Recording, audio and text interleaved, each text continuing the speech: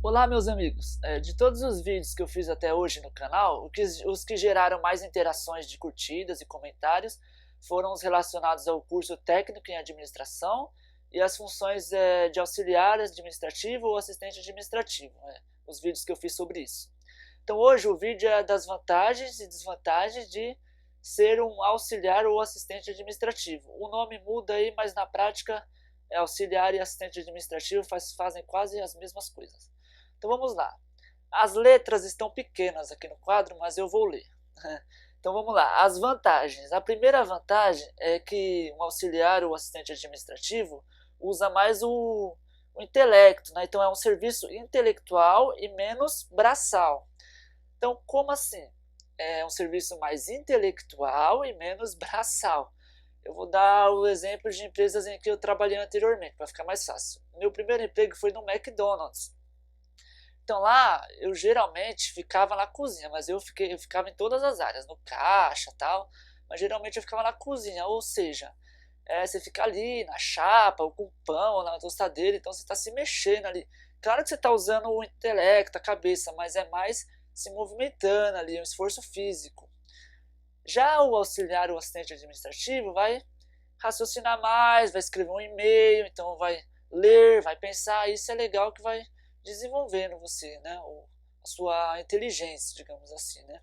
Você evolui mais, porque você tem que pensar para tomar decisões, não é tão repetitivo, não é um serviço repetitivo, que tem até um filme famoso do Charlie Chaplin lá, né, dos tempos modernos, que ele tá lá na indústria, né, fazendo aquele movimento clássico, assim, apertando as porcas, né?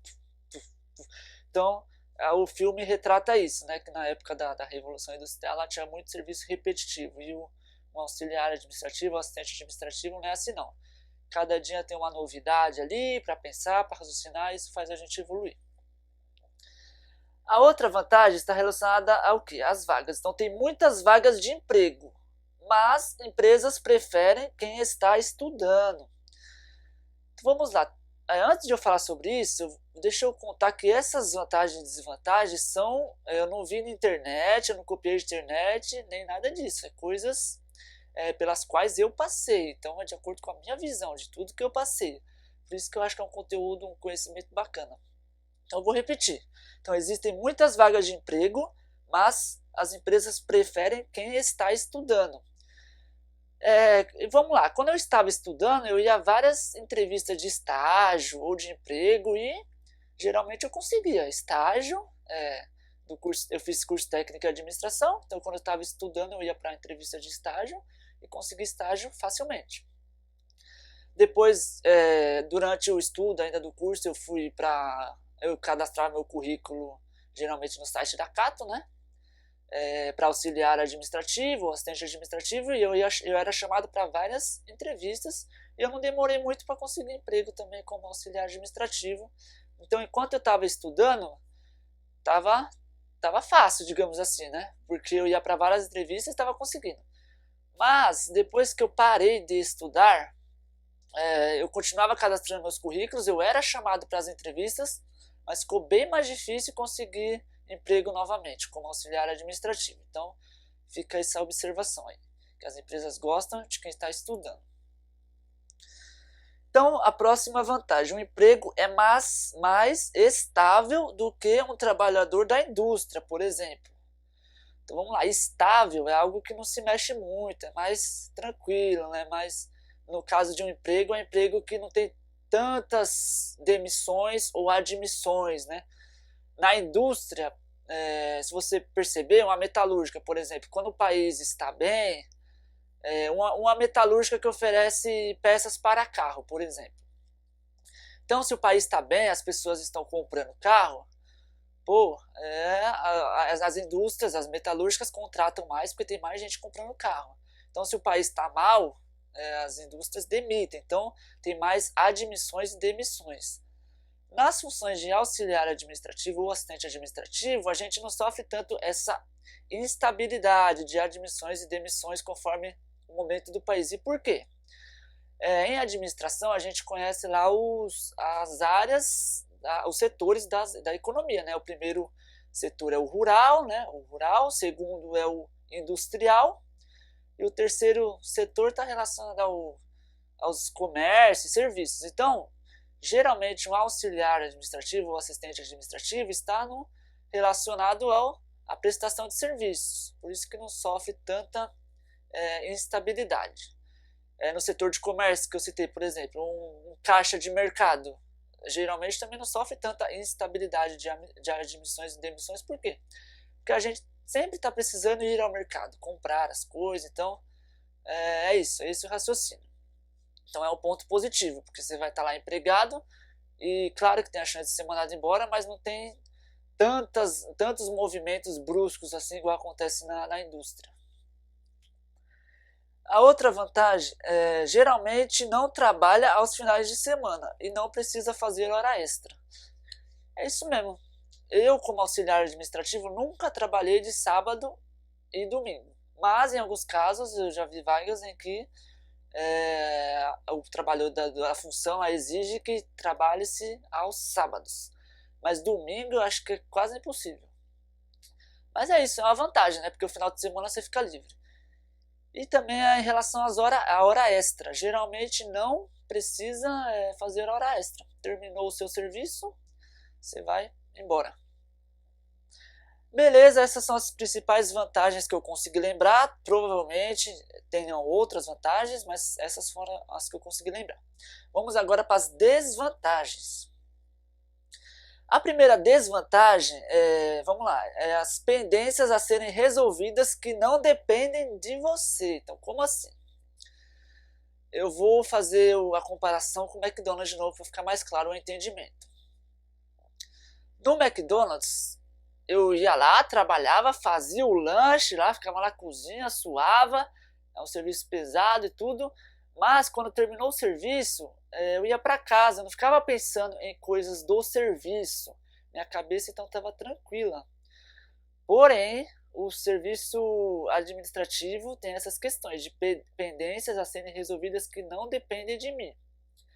Então, você está ali como auxiliar ou assistente administrativo resolvendo pendências e às vezes você fica esperando outras pessoas, você faz solicitações e fica esperando outras pessoas tomarem ações, tal. Então isso você tem que ter uma organização ali de trabalho para ficar organizando essas pendências e acompanhando. E às vezes já aconteceu comigo que as pendências são tão chatas de resolver que você leva para casa esses pensamentos. Então isso é chato, porque você está em casa e você fica pensando nessas pendências, e isso incomoda, que atrapalha o seu dia a dia. Então é isso, no McDonald's eu ia para casa e não ficava pensando em pendência. Como auxiliar ou assistente administrativo, muitas das vezes eu vou para casa e fico pensando em pendência, e isso não é legal para a cabeça, né? A outra desvantagem está relacionada a muita concorrência.